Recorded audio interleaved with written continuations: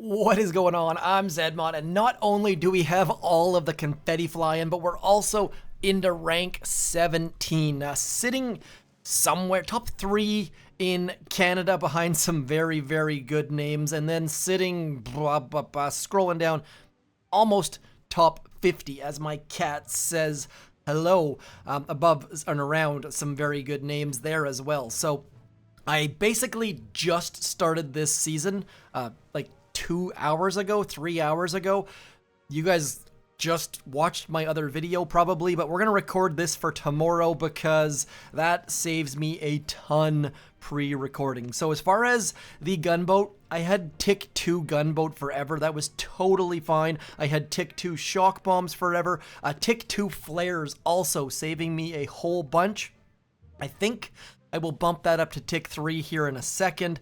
These guys were a complete and utter waste of tokens, but they did get me into rank 15, which got me to Melon Bombardiers. So if you haven't boosted these guys up yet, I would not do it, but in a short season, I made the decision to get them up so I could get myself up a little bit higher.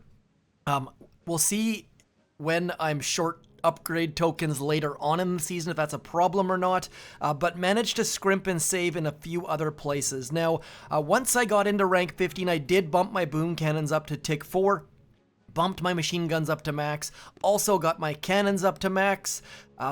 More importantly though, built myself a base. And when I say built myself a base, I mean I fully went out and copied a base. So if you're looking for a base, a great player to copy off is always Knightwadda. He is the #1 noob.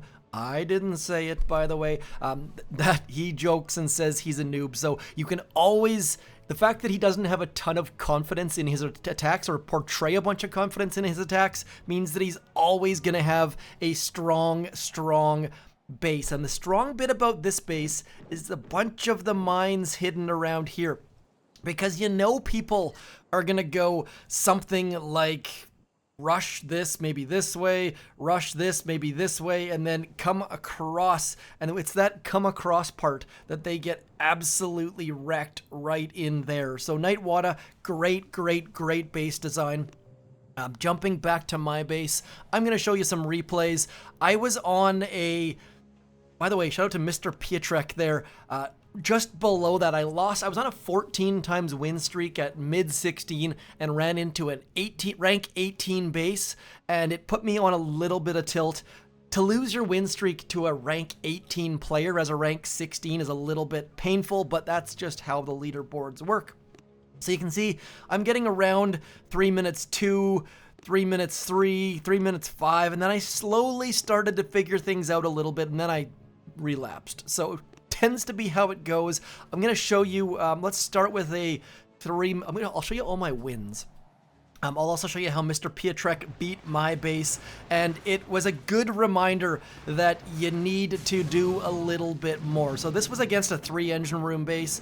I always feel bad when I beat a 3 engine room base. They had melons, I've got melons. My melons were bigger though.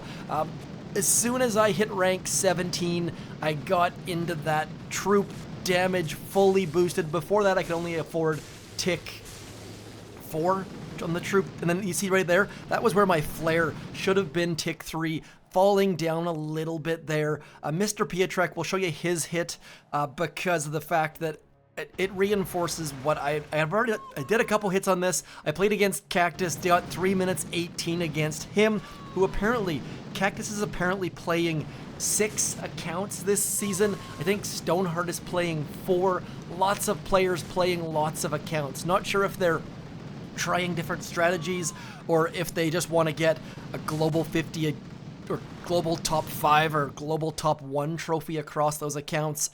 I don't know, but you can see then after Pietrek, I went the slowest because I was trying something different. Then we got back up against I believe a Turkish player, and again, doing this attack was way better. You see we're dropping those heavies on that far left. I dropped them a little bit too early, and we are very vulnerable to those mines. Brick went and died, and Somewhere in here, I actually upgraded my gunboat from tick 2 to tick 3. I think it was right around here because I lost this battle because I didn't have enough GBE for that last battle order. I think I was at 38 GBE and I needed 42. So getting the GBE super important. And then it's just drop late on that left-hand side. Have your troops go up. Those middle mines, I need to manage a lot better. Those middle mines have been absolutely eating up my troops. Every time I come close to losing, it's those mines that eat me up. And these ones, I believe, are a little bit too far left. We will find out here in a second, though. You see that this is another important detail. You see how my flag for my Melon Bombardiers is way up that ramp? I was dropping my flag for my Melons down in this neighborhood, and then they were going over this way. And so that is why I switched to having my flag for my Melons way up. The heavies do get going. The Melons sneak in behind. And then just like all the rest, we are clearing. I am generally using a shock on that right-hand side boom cannon. Probably a waste of gunboat energy, but I just get a bit nervous when it comes to getting all, and again, see those middle mines just eating up my troops, and again, then hitting the shock mines. But here's the important bit, just keeping on going, getting our flare out. You saw how perfectly that flare was timed. Our troops from that left-hand side moved to the middle. I have also mistimed that flare a couple times.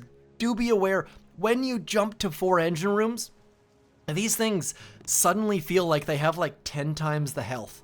I'm guessing because they're going from 30,000 health up to 45,000, it just feels like your troops are shooting at those engine rooms for so gosh darn long. But against Bismarck, got a great time. Bismarck is a very good player who is always up there on those leaderboards, so shout out to Bismarck. And again, just doing those same things. You can delay that left-hand side boat way more than you think you can. It's amazing just how resilient your troops are.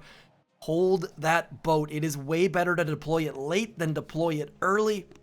And then pulling off our second 3-minute, 10-second in a row, starting to get in the groove, which is not the best time to take a break and record a video on YouTube. But sacrifices must be made. And you see again that shock on that right-hand side boom cannon making all the difference. And then just waiting. Had to wait for that top engine room to get crushed. Otherwise, these dudes were going to come into those mines, as you saw. A little bit of patience required. And I haven't been paying a lot of attention, but GBE is not important yet. Also, your shock duration, not important yet. Also, gunboat energy, you guessed it, not important yet. But coming forwards, when people start to get critters, in Season 15, the play was rush 3 engine rooms, critter 1 engine room. So it was something like rush here, and critter here, and then drop a late boat with brick and flare that back engine room. So bases will be drastically different as people get into critters, but we got one more battle to look at. Squiggles McGee. Now, I have no idea if Squiggles McGee named their base independently of my usage of Squiggles McGee often in Warships. I feel like I probably, maybe, possibly influenced them. But they were in rank 17, so that was a great extra bunch of stars to knock them down a little bit. I hate beating names that I recognize. I don't know. It's the same reason why I don't share, you know those windscreens where it says like, I just look at that. Lost all of my left-hand side bombardier, so probably should have let those heavies go a little bit early. And then here, this is where the money is made, just absolute kamikaze flaring and hoping for the bestestes. So anytime you see those windscreens, I don't ever share them because, I mean, I share them before the names show up. I don't something about how small the Boom Beach community is, and I just don't like it. Grumble. Anyways, we shall do one live hit just so that you guys can watch me lose. I would love to win this battle as it would move me up. Oh, yeah, of course we're going to get an 18. That's kind of goes without saying. And again, you see, they've got 2 shock mines on that left-hand shore. That is to stop our heavies so that our Melon Bombardiers walk through all that stuff. I am almost tempted. You know what? I am going to do that. I'm going to... Do I dare do that? I don't think I do dare do that. I was thinking about adding... You know what? We're going to try it.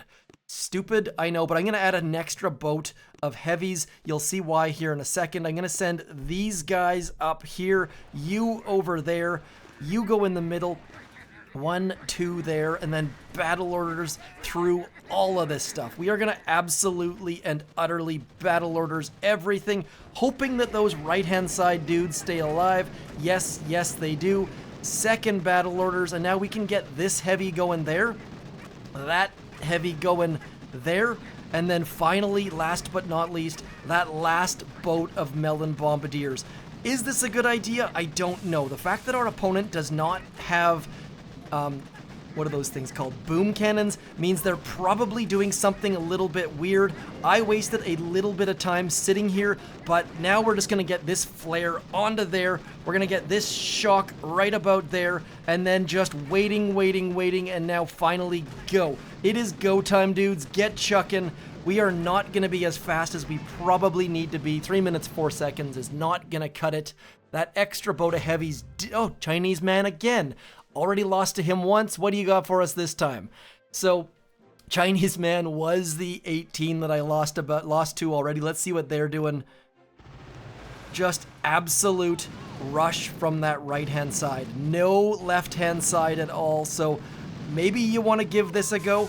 I don't know. You notice that that middle thing does get most of their bombardiers, but not quite enough. So, maybe, just maybe, I need to adjust 1 or 2 of my shock mines. Not totally sure. I'm definitely tempted to move something back into, like, that middle section by that boom cannon.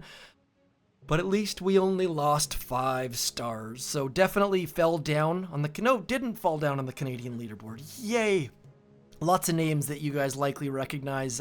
Lolo and Alex Shu and Zen Buddha and Chicken down there in 7 and Knight down there in 8 and Pete in 9 and Mojo in 10, Skull Crusher in 11, Ultra Tony in 13. Lots and lots of names. 0am Silverchair Rocks. By the way, Silverchair Rocks gets an extra shout out. I need to go listen to some Frog Stomp. Also, the fact that my kids have started to listen to late 90s music means that I need to get Frog Stomp in my 14-year-old's hands. Anyways, that is going to be it for me. I am working on this boom pass, crushing things in Warships. Hopefully this video helped you make some tech choices. I know a bunch of you did ask if you should get into 4 first, yes, then go back and get Melons, then go and get that troop damage. Don't worry too much about rocket choppas. Melons are going to be the road forward for the foreseeable little bit, and you want to have them. And like I said, don't waste those tokens on bombardiers if you can manage to hold yourself off. That is it for me. I am zmot. Thank you for coming in. Hit me up in the comments, most important of all, but also don't forget to refresh that creator boost, like and share and subscribe and all of those YouTubey things. I have managed to get all of these rewards by simply playing Warships, so I don't know what the heck is going on, but it's nice to see that Boom Pass integrated with the Warships. Again, I'm zmot. Thanks for coming in. Peace.